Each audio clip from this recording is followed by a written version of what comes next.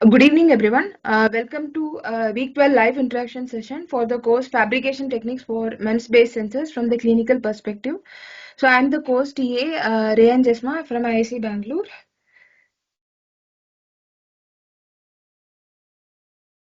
So, this is about me.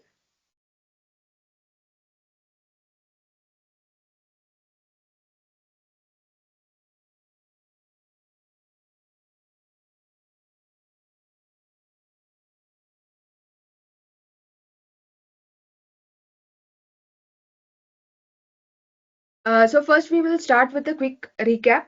So, in week 12 of the course, we saw some of the clean room equipment and demonstration. So these what was covered in the week 12 was peristaltic pump, incubator, oven, micro manipulator, PDMS molding, 3D printing, and introduction to fabricated sensors. So we'll have a just quick recap of some of them, okay, before we move on to problems. So one of the first things that we saw was the peristaltic pump. Okay, so here in this animation, what you can see is how a peristaltic pump works. This peristaltic pump is commonly used in microfluidics. So it is also called as a roller pump.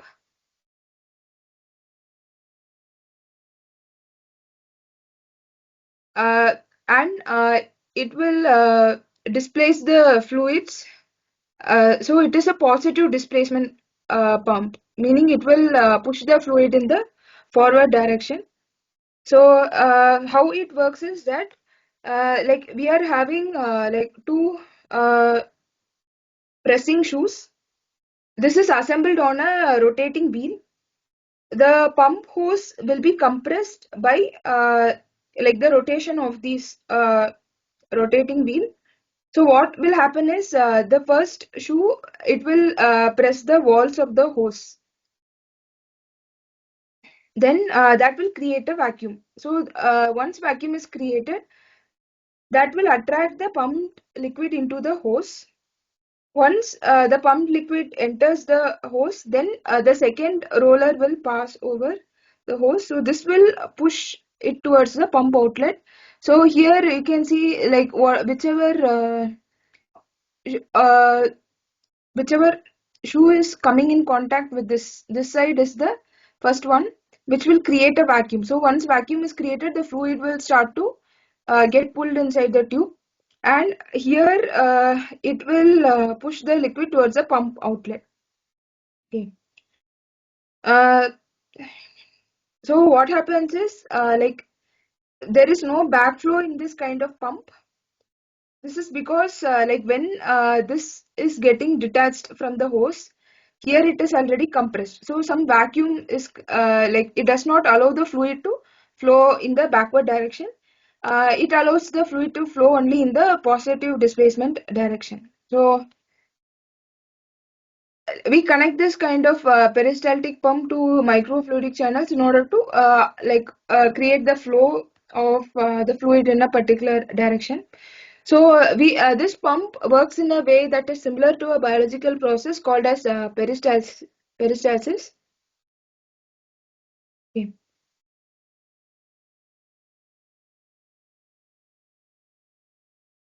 So another important topic that we saw was the incubator.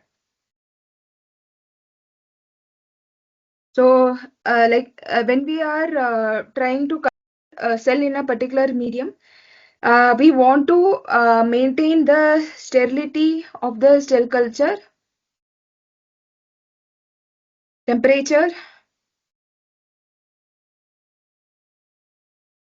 humidity, and pH.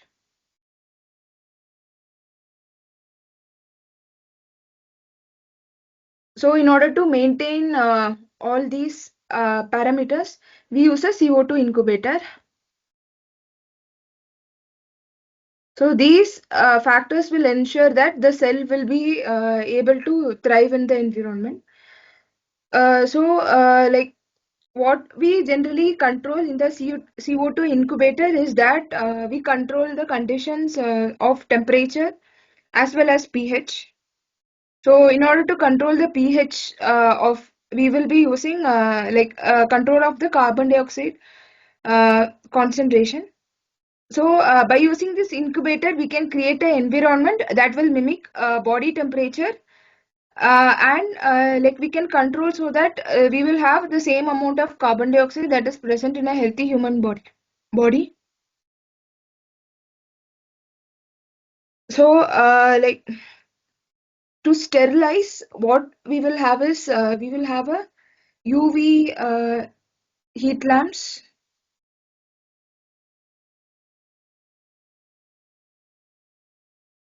and to grow a sample inside the incubator, we generally have it between 4 to 50 degrees centigrade. So if we want to study cell culture in human body condition, then we will maintain it at the body temperature of human beings, so which is 37 degree centigrade. And why do we need a CO2 in cell culture? This is to maintain a stable pH. So what happens is the CO2 will get dissolved in the cell culture medium, and like the cell culture medium will have some amount of water. So the CO2 will react with water and it will form carbonic acid. This is acidic. So this carbonic acid can react with the bicarbonate that will be present in the cell culture medium, and it can make the pH neutral.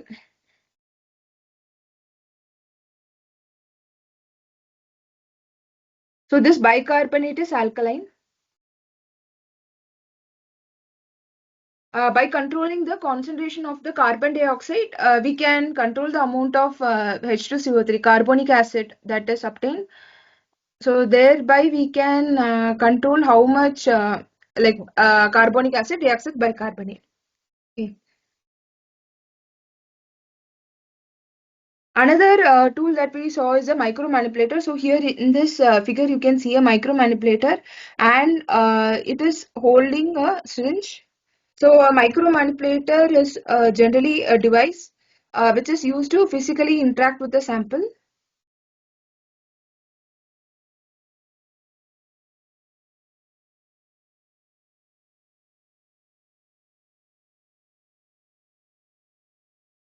with precision that cannot be achieved by unaided human hand.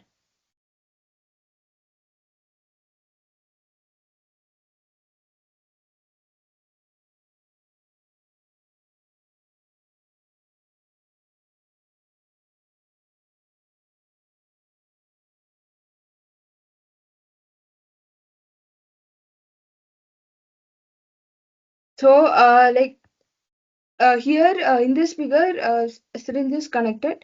So like this, we can connect a block in order to give, so which can act as an indenter, or it can be connected to probe tips, which can be used to probe the sample. So here we have different knobs which will allow us precise movement in X, Y and Z direction. There will also be a knob that is present which will allow us to uh, rotate whatever we are holding here.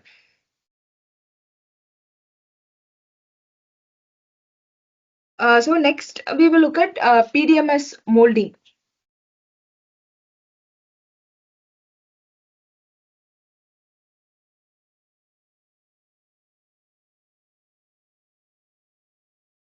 So PDMS, you would have heard of it several times, right? PDMS is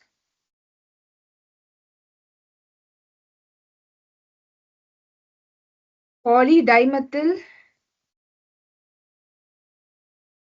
siloxane. So it is a polymer, and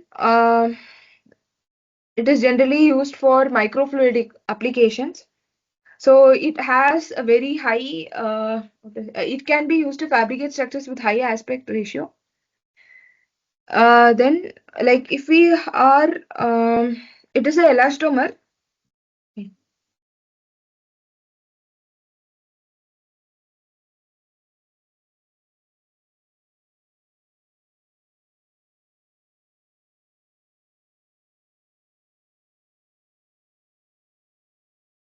So, and it is one of the commonly used materials to mold microfluidic devices. So, like here in this figure, you can see some of the steps which are used to make some microstructure in by using PDMS. So first, like what we do is we try to make a mold. In this case, a silicon wafer is used to make a mold. So first, the silicon wafer is coated with photoresist, and then like we expose it to UV radiation by having a mask.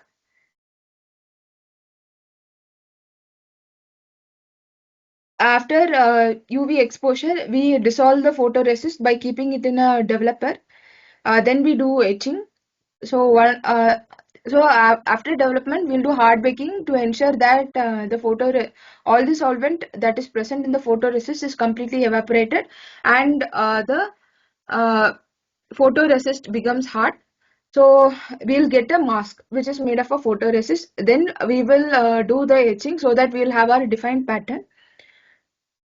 Once that is done, our master mold is ready. So this is the master mold. Then what is done is PDMS is poured on it. It is cured at 65 degrees centigrade, and once it is cured, the PDMS is peeled away. So what we are left with is the PDMS having structures which is complementary of that of the master mold. So using one master mold, you will be able to do you will be able to fabricate multiple structures in PDMS.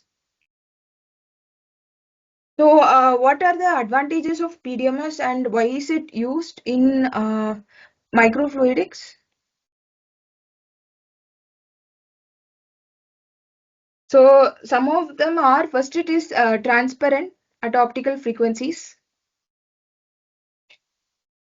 So, we can see what are the contents in the microfluidic channel through a microscope easily.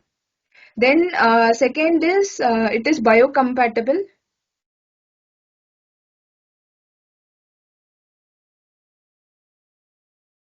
You can bond it easily with glass or another PDMS layer by using plasma. It is also deformable. Next, and it is less costly and it is easy to mold.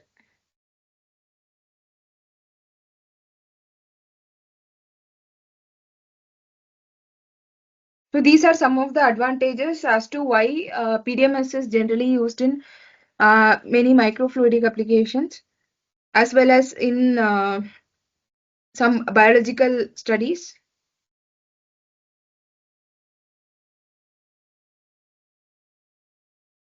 So now we can move on to the problems.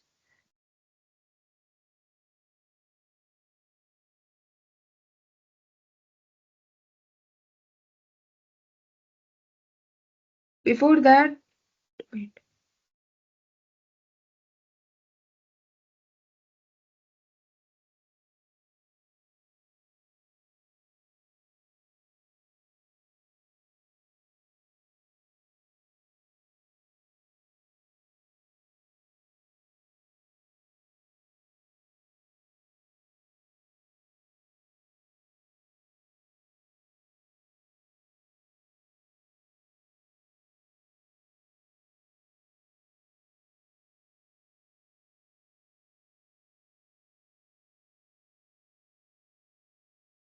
Before that, any questions before we move on to problems? So here,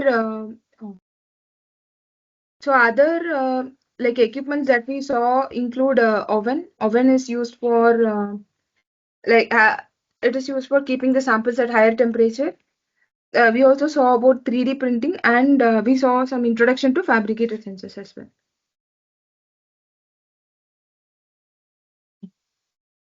So now let us move on to the problems.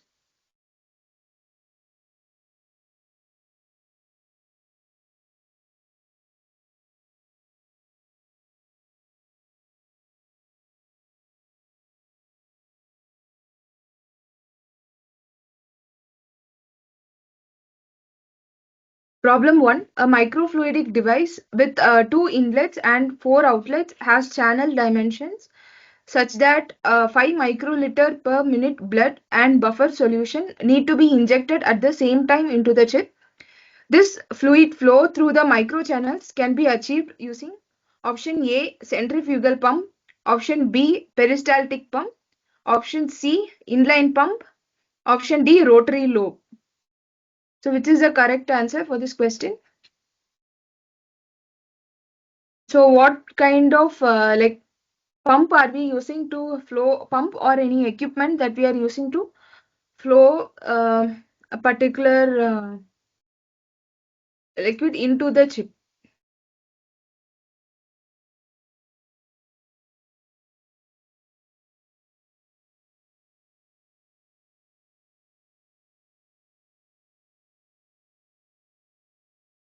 Okay, so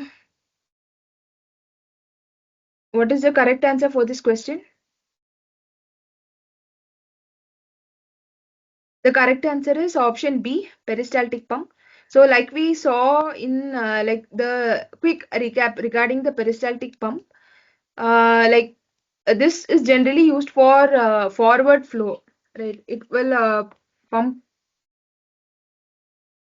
So this is generally used for forward flow. So here we want to inject the solution into the chip. So that's why we can go for a peristaltic pump. Is this clear?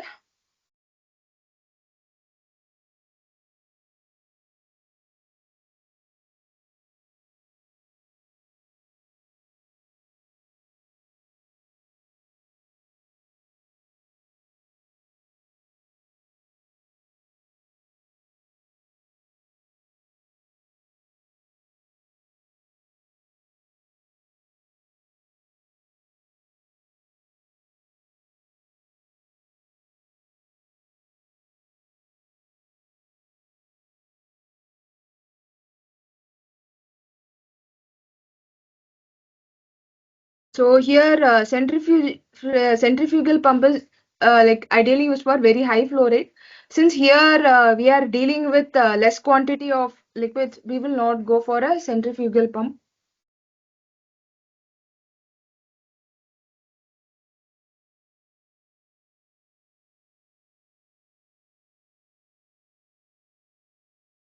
So inline pump is also a type of a centrifugal pump.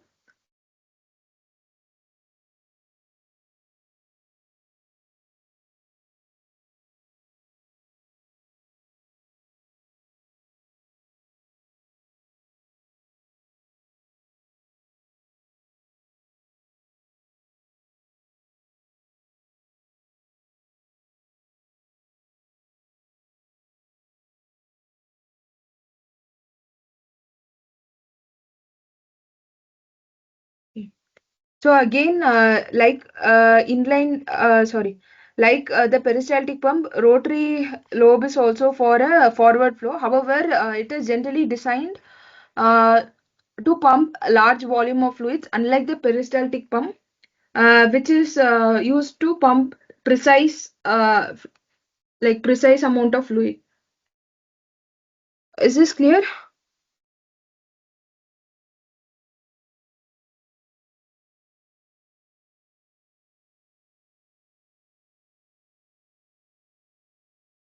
Now let us move on to the next problem. Only predefined multiphysics can be used in COMSOL multiphysics. Is this true or false?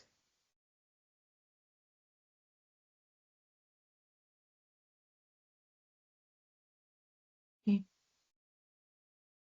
I'll repeat the question. Only predefined multiphysics can be used in COMSOL multiphysics. Is this true or false? So COMSOL multiphysics is a finite element analysis software where you would have seen different types of physics used. So it has certain types of multiphysics modules that are present. So is it like here what is asked is whether can we use only the multiphysics that is predefined in the in the software package, or can we define multiphysics by ourselves as well? So the correct answer for this is false. Okay, so we can define multiphysics. Uh, we can define multiphysics that are not present like in the software package as well. Now let us move on to the next question. Problem 3. What is the flow modeling order for FEM simulations in COMSOL? So here we have some options. Make geometry, post process, add materials, choose the type of study, apply the physics boundary conditions. So here you have to like order them by the sequence. So which one do you start with?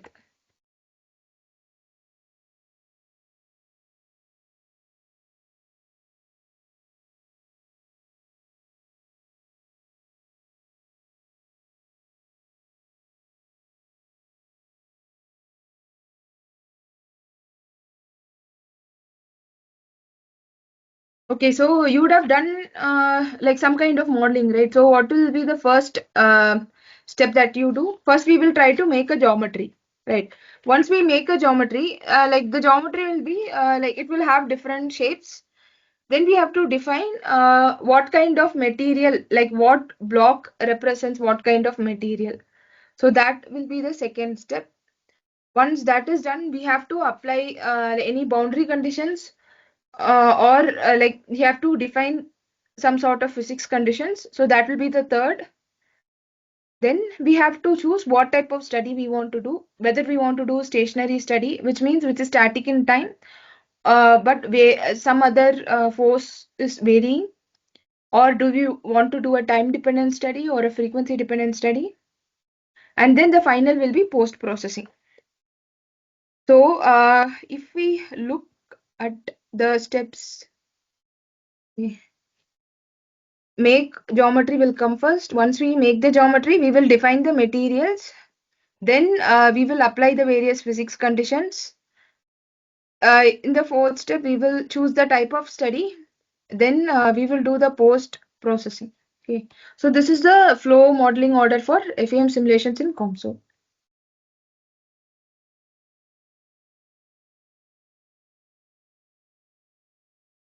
Is this clear?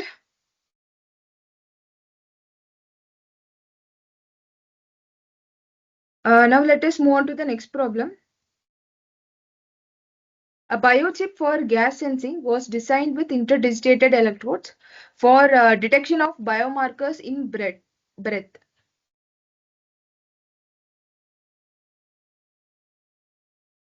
When compared to traditional electrodes, IDE requires high volume sample and has improved sensitivity. Does this argument hold true irrespective of sample? Option A is true, B is false. So here in this problem, what they are telling is that when we are comparing it to traditional electrodes, does ID interdigitated electrodes require high volume sample and has improved sensitivity?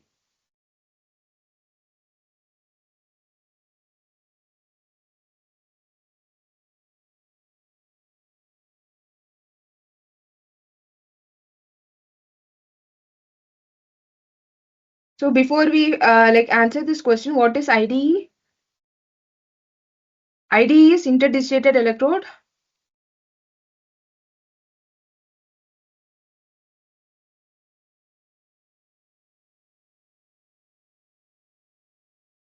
So it generally consists of two it consists of a number of interdigitated finger like electrodes. So these are the finger like electrodes. So they are arranged in a interleaving fashion. So digit means finger. Okay. These can also be called as comb electrodes. This is what an IDE is. So generally we fabricate so in the biochip we are using what micron scale level IDE, right? So that kind of IDE, does it require high volume sample? And does the sensitivity improves because we are having that IDE structure? Does the sensitivity improve because we are having the IDE structure? So we know that ID are micron, like interdigital electrodes are generally fabricated in the biochip as a micron scale. And the reason that we wanted to go for this micron level scale was one of the reasons was to like reduce the amount of sample that is required for detection and testing. So this high volume sample, it does not require a high volume sample.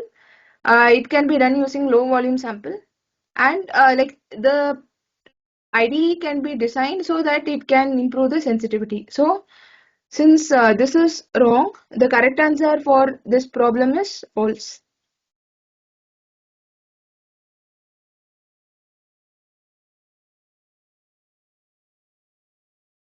Is this clear?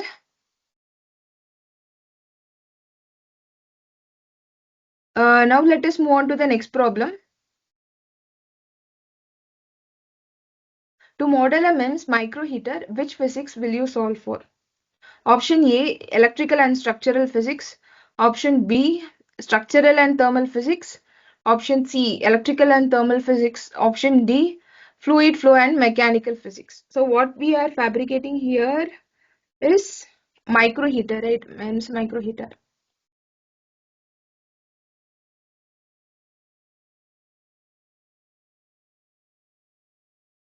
So what kind of physics will you solve? So before that, what is a microheater? So microheater is generally like it is fabricated using nichrome. So nichrome is an alloy of nickel and chromium. It has high melting point.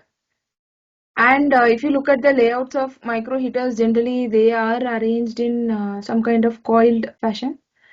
Okay.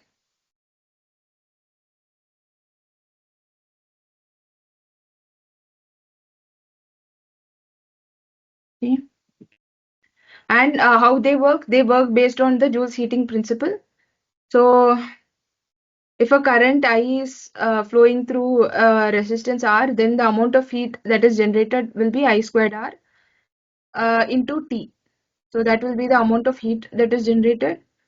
By using this principle, like by passing suitable amount of current through the wire for a suitable amount of time, we can increase the temperature of the substrate. So that is why we use a microheater. And in the biochip, what do we do is, if we want to increase the temperature at which we want to sense a sample, or to maintain the chip at 37 degrees centigrade, we use a microheater. So that is where we are using.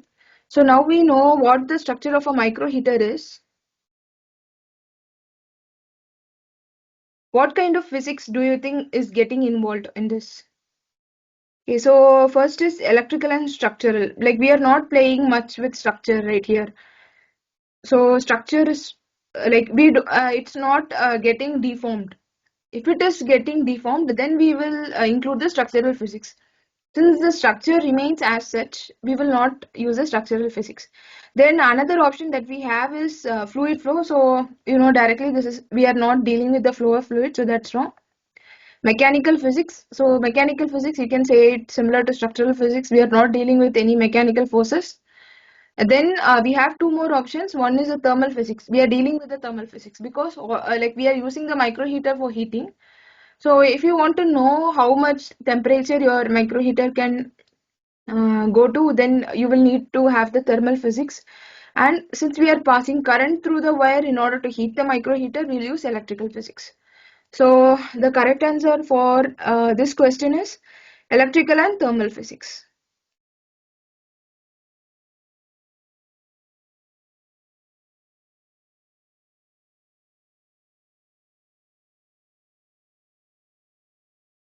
Is this clear?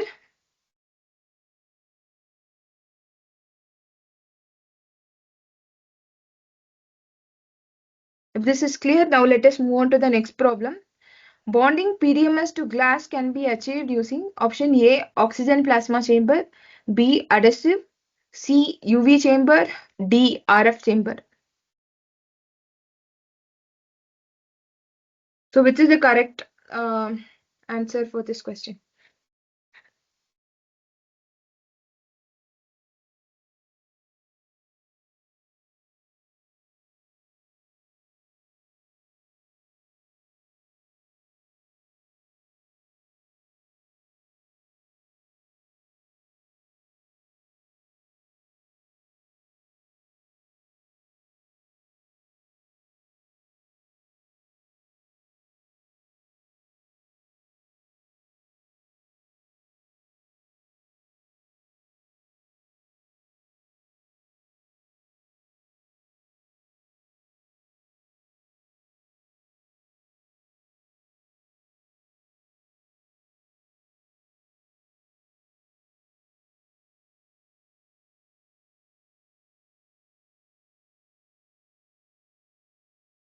Okay, so the correct answer for this question is option A, oxygen plasma bonding. So we will use a oxygen plasma chamber for bonding. Okay.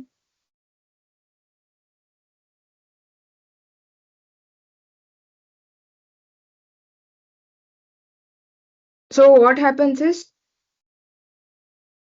we will keep the PDMS substrate in air or oxygen plasma. This air or oxygen plasma will remove the organic hydrocarbon material, and it will leave SiOH groups on the surface. Okay. So when we place this in contact with another oxidized PDMS, or with a glass surface, then what will have is, like, here we'll have SiOH groups, here also we'll have SiOH groups. So these two will get bonded and it will form SiO groups. Sorry, SiO silicon groups.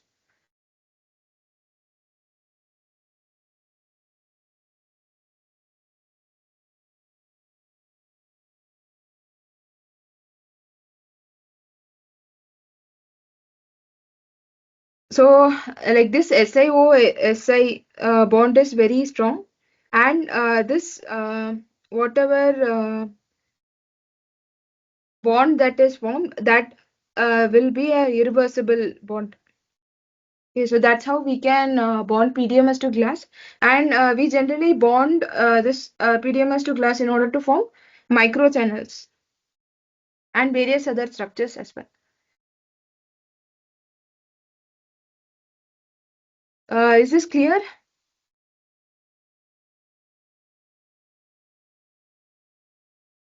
This is clear. Now let us move on to the next problem. Problem 7. How can a perfect bubble-free PDMS be obtained to fabricate a microfluidic system? Option A, periodic degassing. B, hot plate. C, oven. D, cryotreatment. So what we are looking here for is a bubble-free PDMS, right? So, like, what are we, like, this is a direct question, right? In order to, and it was discussed in the lecture. So, which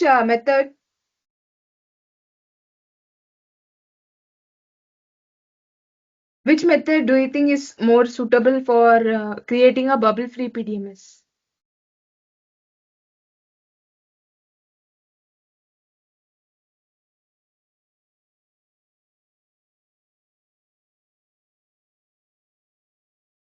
Okay, the correct answer for this question is, uh,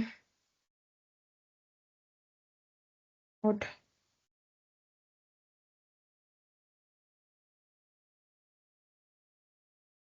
We will do periodic degassing, option A.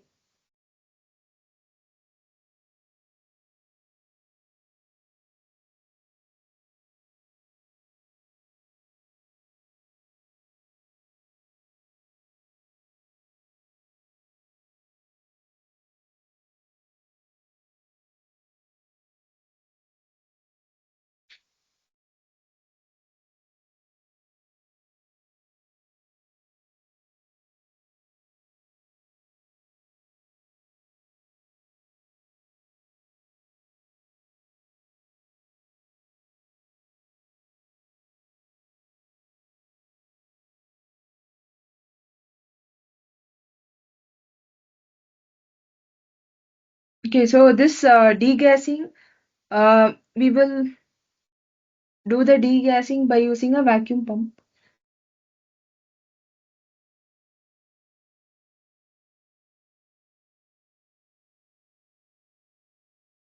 Okay. Why are the bubbles formed? The bubbles are formed because when we are using PDMS, we will mix the base and the curing agent.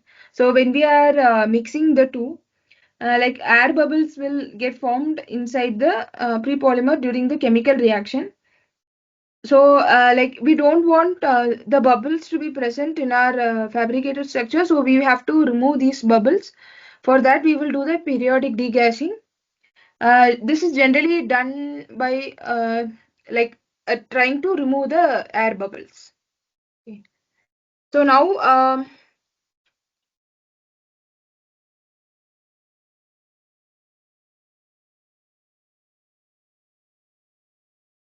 let us move on to next problem. Problem 8. File formats used for 3D printing is or are option A GBR, B STL, C XLS, D GDS. Hello, hello, am I audible?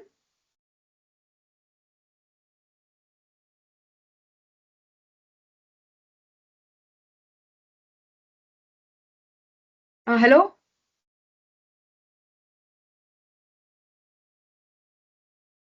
you can type in the chat.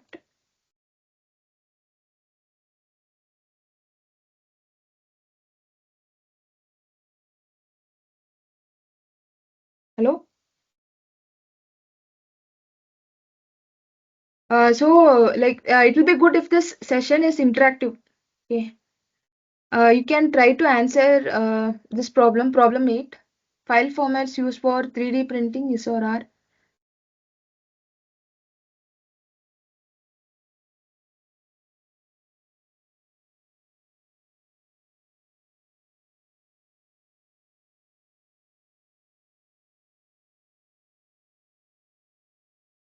You can guess the answer if you are not sure.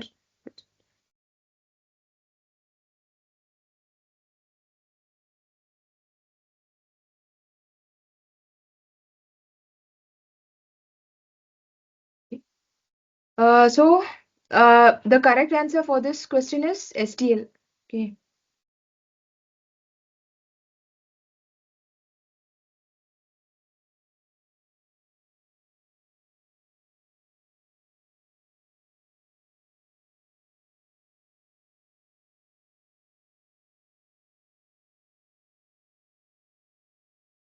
Now let us move on to next problem. Problem 9. Optimum incubator settings for a cell culture are option A 5% carbon dioxide, 37 degrees centigrade, 95% relative humidity. B is 15% carbon dioxide, 95 centigrade, 37% relative humidity. C is 5% CO2, 47 degrees centigrade, 95% relative humidity. D is 0.5% CO2, 47 degrees centigrade, 37 percentage relative humidity. So this is for a cell culture. So which is the optimum condition, do you think? You have any guess regarding this?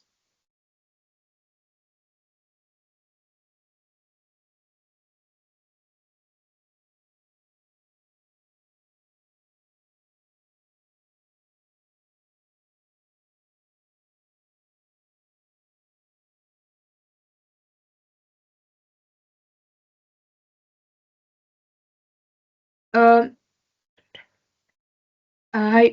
so which background are you from? Electronics or physics or biological background?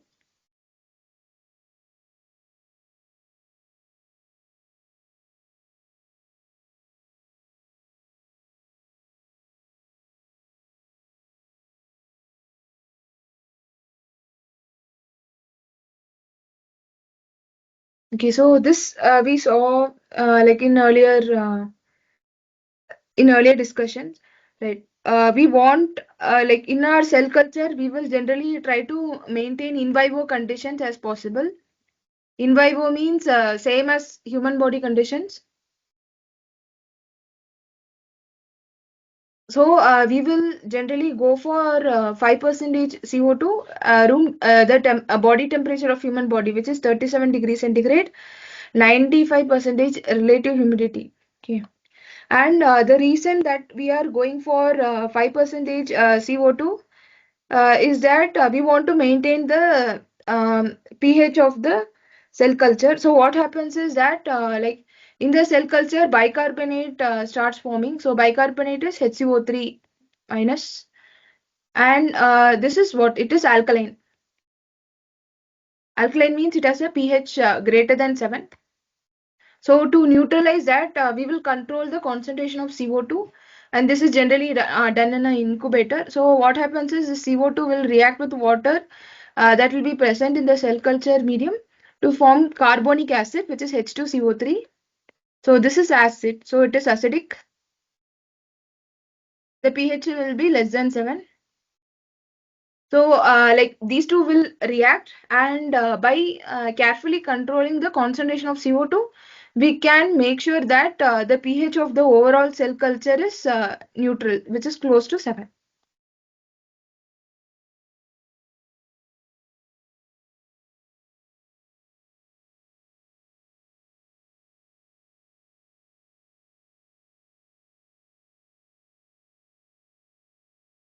So is this clear?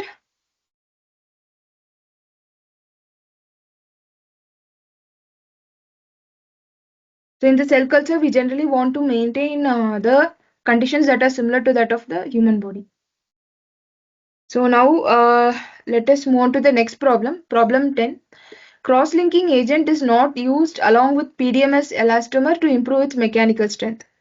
Option A, true. Option B, false. So, which is the correct answer for this question?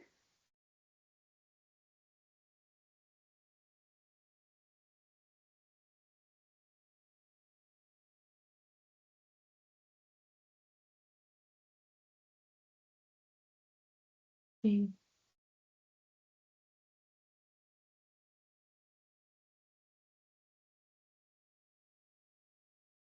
So the correct answer for this question is false. So in PDMS elastomer, we generally have a cross-linking agent. So what we do is when we are doing the curing, the cross-linking agent will get activated, and it will start to become hardened. So cross-linking agent is generally present along with the PDMS so that it will improve the mechanical strength. Is this clear? Is this clear?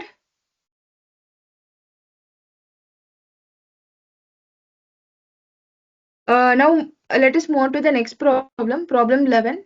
A biochip for gas sensing was designed with interdigitated electrodes for detection of biomarkers in breath.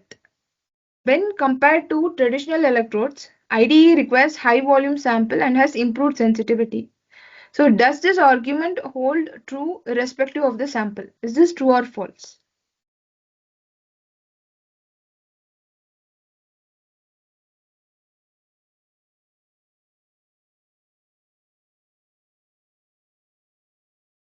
So this question is repetitive.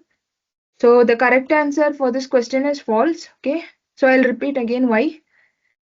So generally in conventional techniques, when we wanted to detect any disease, we had to go for a larger volume of samples. So when we wanted to go for again for diagnosing a patient, using large volume of sample is not like it is not feasible.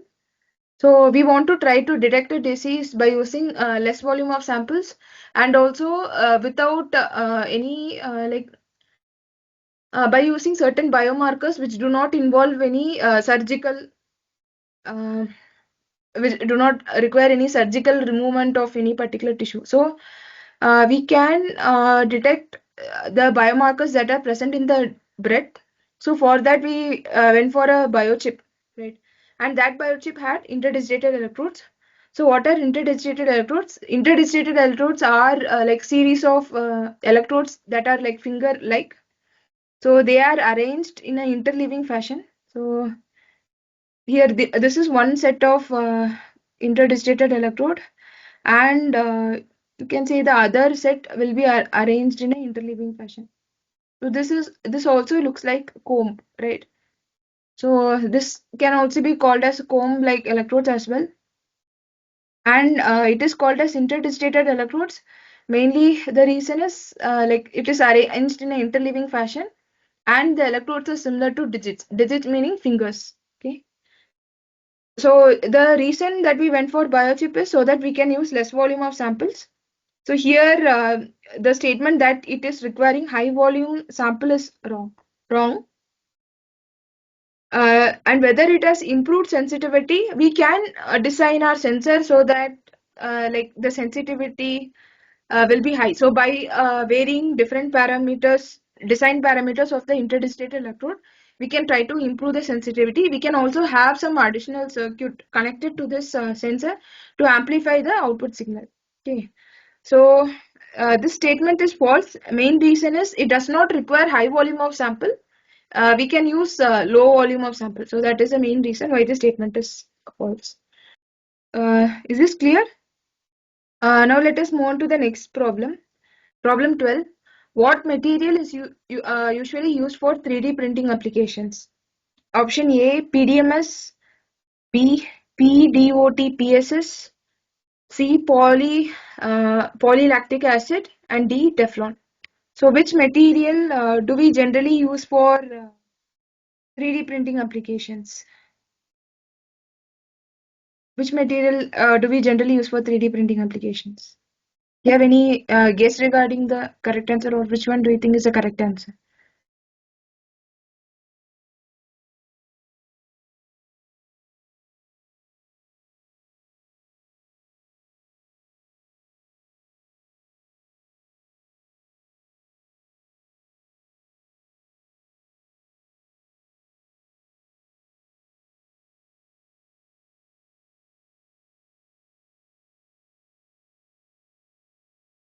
Okay. So for 3D printing applications where like we are going for high temperature as well, we generally use this polylactic acid. Okay. So polylactic acid is also known as PLA for short. Okay. So it is a thermoplastic monomer which is derived from either from cornstarch or from sugarcane. So here you can see like some coils of polylactic acid, which is a polymer that we saw earlier. And so this is, since it is derived from some organic source like cornstarch or sugarcane, it is like biodegradable. And it is generally used in 3D printing mainly because it is inexpensive, easy to print, and like we can make it to use like many different kind of 3D printing parts, and it is also eco-friendly. So that is one of the main reasons. So there are certain other like polymers or thermoplastics like ABS, which is acrylonitrile butadiene styrene. So this is used for injection molding, not for 3D printing.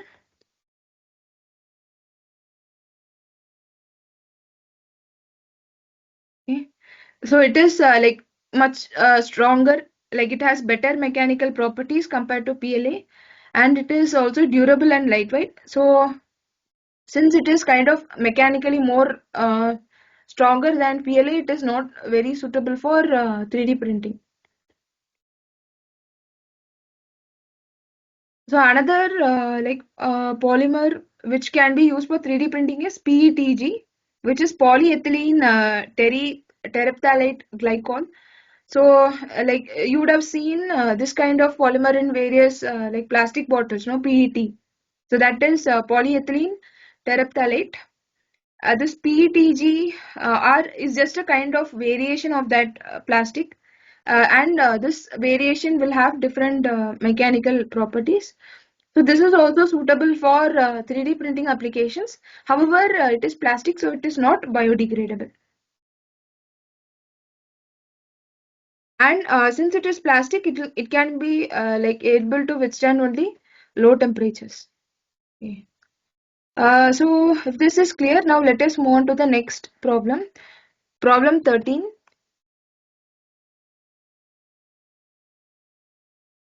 In 3D printing, what is the term for the digital model that is used to create a physical object? Option A, blueprint, B, prototype, C, G code, D, STL file. So what like in order to create a physical object, what digital file or model that we are using. So which is the correct answer for this question?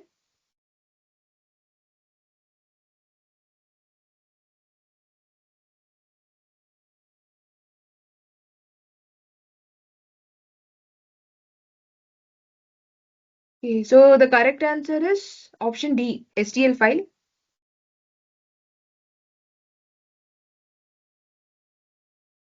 So what we will do is in order to do 3D printing, we will make the model by using a STL file, and then we will use that to create a physical object. So this STL file, it will just like tell how the surface geometry is for a three-dimensional object. So it will just tell the 2D 2D surface of a 3D geometry. So it will not include like details such as color or texture or like anything that is generally present in a CAD model. Okay, it will just have the surface details. So with that, we will create a physical object. Is this clear? Now, let us move on to the next question. What is the primary purpose of a 3D printer's extruder? Option A, cooling the printed object. B, heating the print bed. C, melting and depositing material. D, generating support structures. So, for a 3D printer, what is the main purpose of the extruder? So, this extruder is just a part of the 3D printer.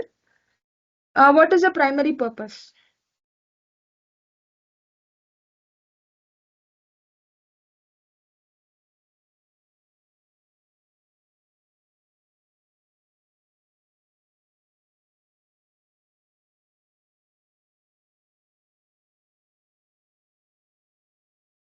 So, what do you think is the answer?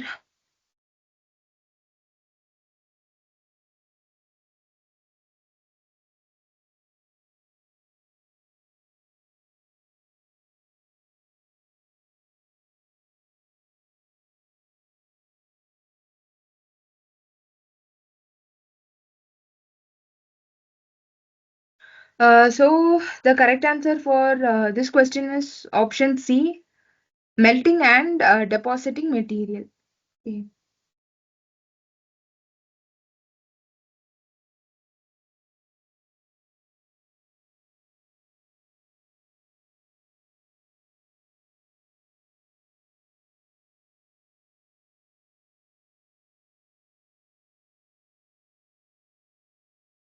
So here you can see a image of a 3D printer.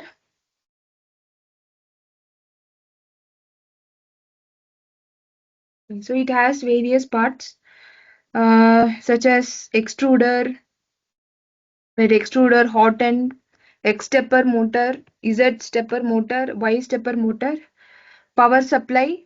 Then it also has a controller display, a build plate, and a main board.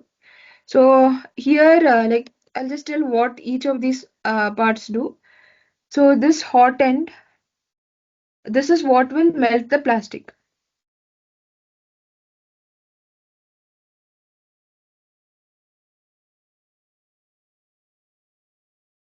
The extruder is it is the electrical.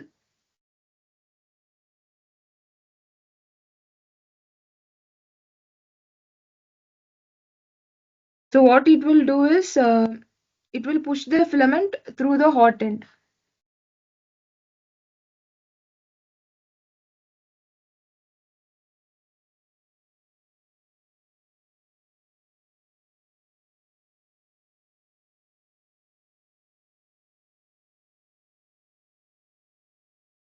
Okay. So what it will do is it will have some gears or motors, so which will help you to push the filament through the hot end. So in the hot end, the filament will get melted. Then the print build plate is uh, where the uh, 3D object will get built. and the XYZ stepper motors are used to move the hot end, so that while like the filament can come out a particular desired position in order to make the particular object. Then we'll also have a controller board and controller display. So controller display is to just show any information from the controller board. Controller board will be like it will control how the filament moves. So it will have some sort of program to print the desired object. Then we have the power supply. So power supply is generally used to give the power to the 3D printer so that it can print the structure. Is this clear? Now let us move on to the next problem.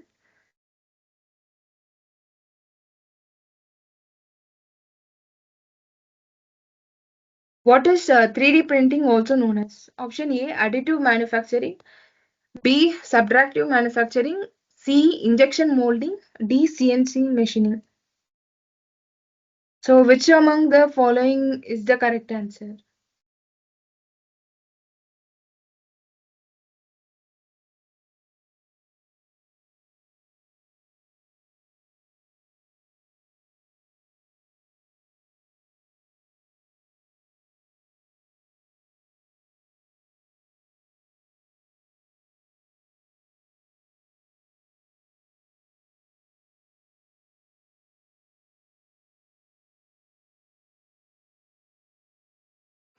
Which is the correct answer?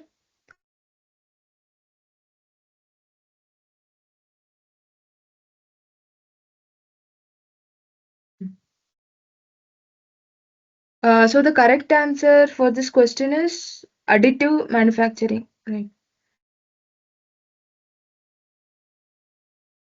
So why is it additive manufacturing, not subtractive? This is because here you can see, right? You are trying to melt the filament, and then you will try to move it. You will try to build it part by part. And if you have seen videos of 3D printing, then you would know that the molten material will be added little by little. So that's why it is called as additive manufacturing. So it's not subtractive manufacturing. So what will be subtractive manufacturing? Subtractive manufacturing will be something like if we are starting with a block, it's like sculpting, right? We are starting with some block, we'll try to remove away material little by little, whichever we don't want. So that is subtractive manufacturing. It's not CNC machining or injection molding as well. Okay. So the correct answer for this question is additive manufacturing. Now let us move on to next problem. Problem 16. In PDMS lithography, what is the primary role of PDMS? Option A, to etch patterns on silicon wafers. Option B, to serve as a photosensitive material. Option C, to create microfluidic channels and molds. Option D, to generate electricity. So you would have heard of PDMS, right? So PDMS is polydimethylsilane.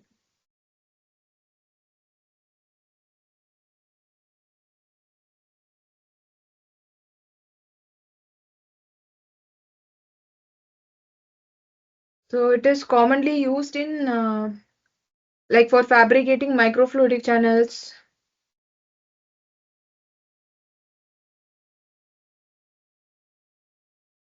especially for biochip applications.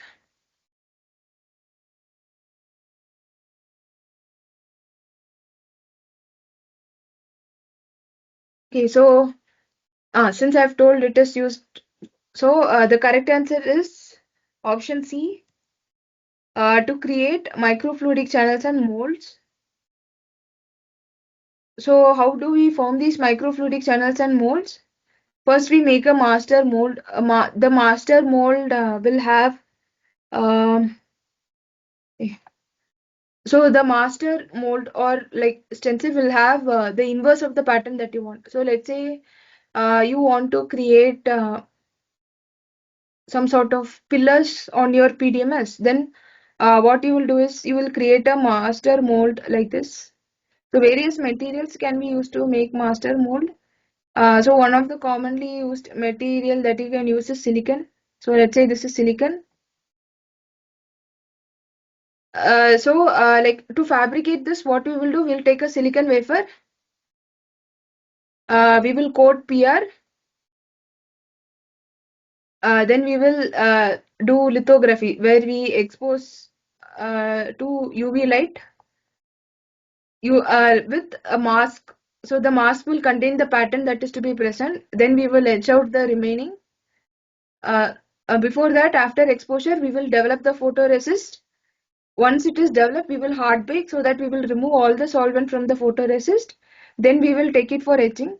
So after etching, your silicon will have this kind of features. So that is how we will make the master mold. Okay. So once this is done, you will pour PDMS over the mold. Then you will cure it at 65 degree centigrade to 90 degree centigrade.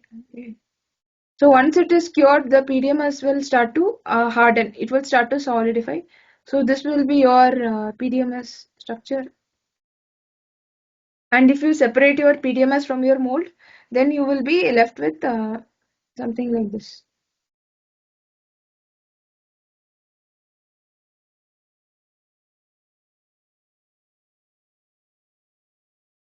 So here you can see that whatever PDMS structure that you are having, that is inverse or complementary of your master mold. So to create microfluidic channels, what we will do is we will bond this with either a glass substrate or another PDMS substrate by using autoplasma. So then we will have some enclosed channel or cavity through which we can flow fluids.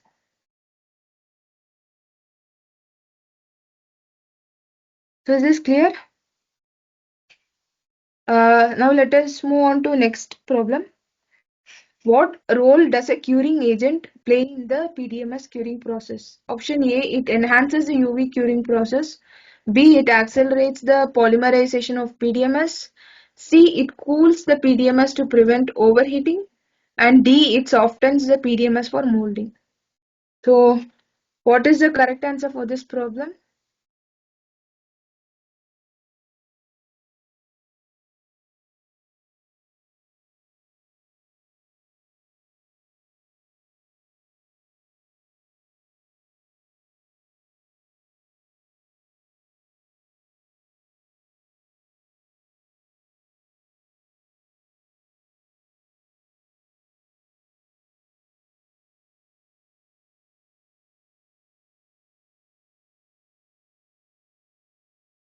Okay, so the correct answer is option B. It accelerates the polymerization of the PDMS.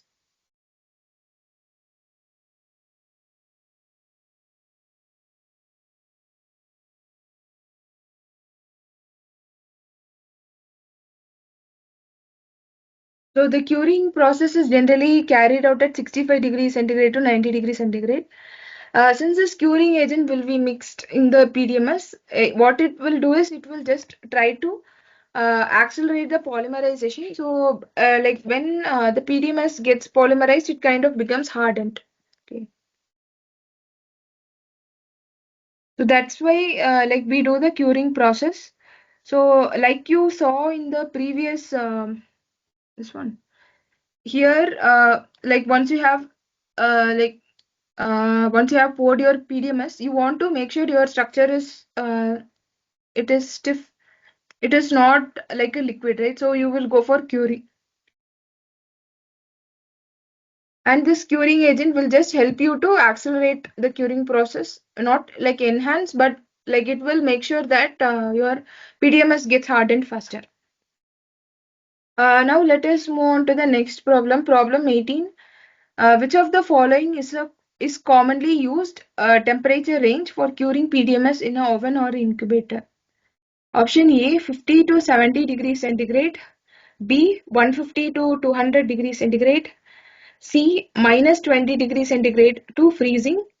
D, 500 to 600 degrees centigrade. So which is the correct answer for this?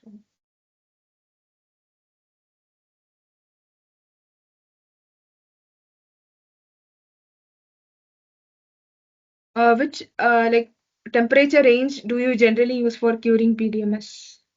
I think I told it in earlier question while explaining it.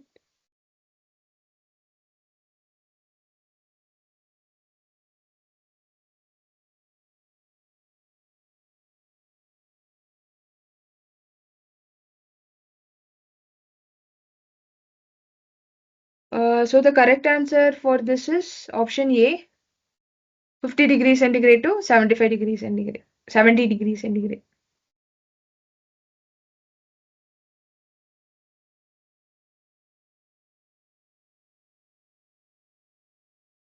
So now let us move on to the next problem.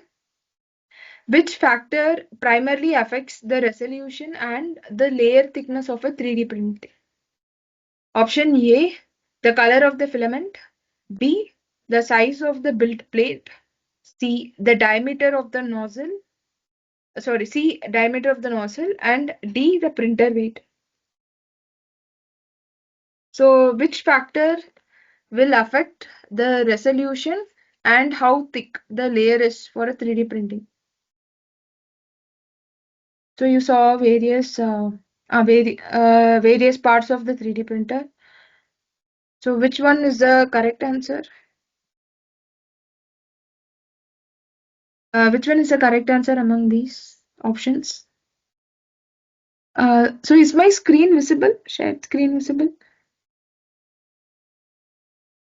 You can raise your hand if you are able to see the screen.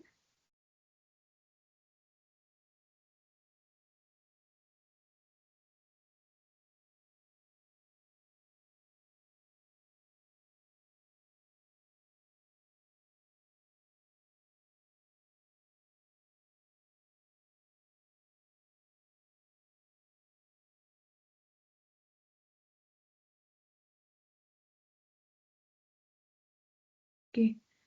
So the correct answer for this problem is option B, the size of the, sorry, the diameter of the nozzle.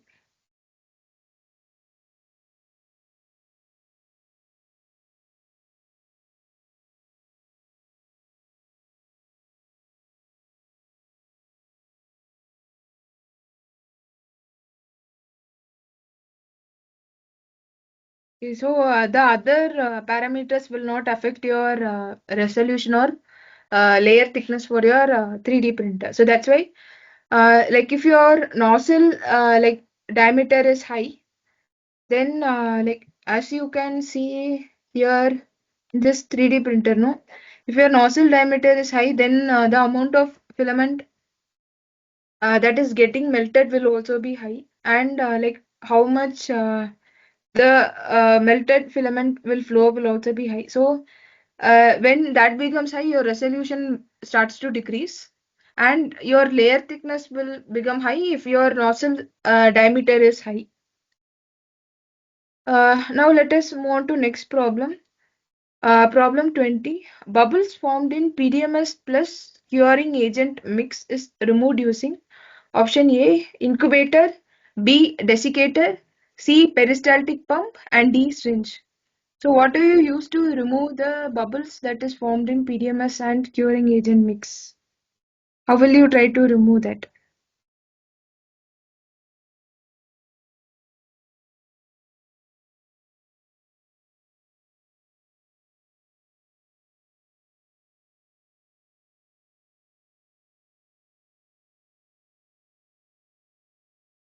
So which one do you think is the correct answer for this question?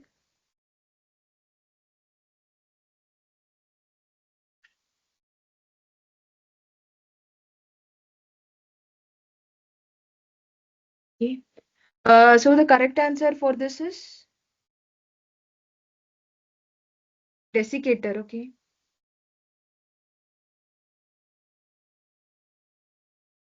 So desiccator is something that is generally used to store the samples in vacuum condition and uh, free from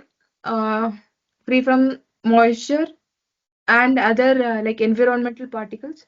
So if you look in previous lectures, you will have image of desiccator. So which will look something like this. So there will be a valve kind of thing. So here, like the sample will be placed inside the desiccator, and like the air inside the desiccator will get evacuated through this valve.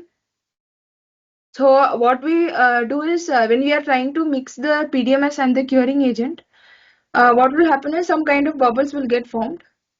And let's say if you are trying to make a master, make some structure using master mold, like I had explained a little bit earlier, what will happen is your bubbles will like start to get deposited at the bottom. Okay, so uh, we want to try to remove the bubbles, and we don't want bubbles, because what happens is these bubbles will have some air inside it. When curing happens, the air will go away. However, like your cured structure will start to have some holes kind of structure where the air might have been present. So since we want to remove the bubbles, we will keep the sample in a inside the desiccator, and we will try to evacuate it using a peristaltic pump. That is peristaltic pump, not peristatic pump. Not okay. And this process generally takes maybe 10 minutes, 10 to 20 minutes, or sometimes even 30 minutes. So it will be done repeatedly until the in the mix the bubbles are not present. So it will be done again and again.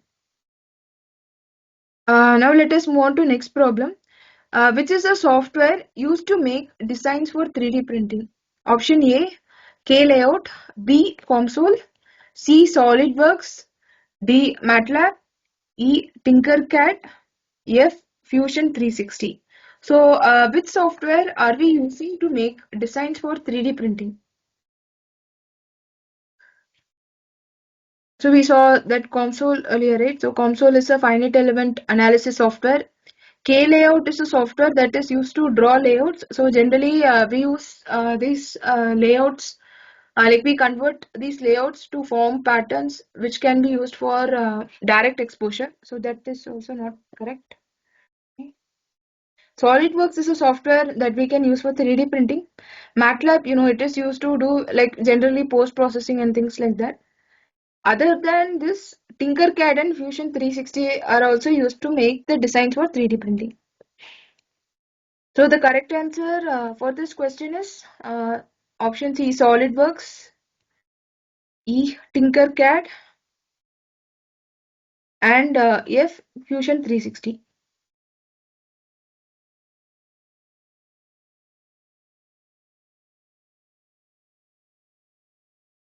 So is this clear?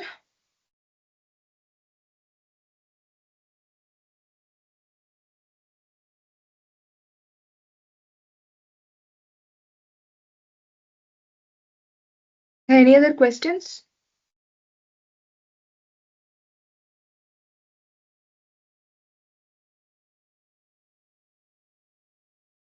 Okay.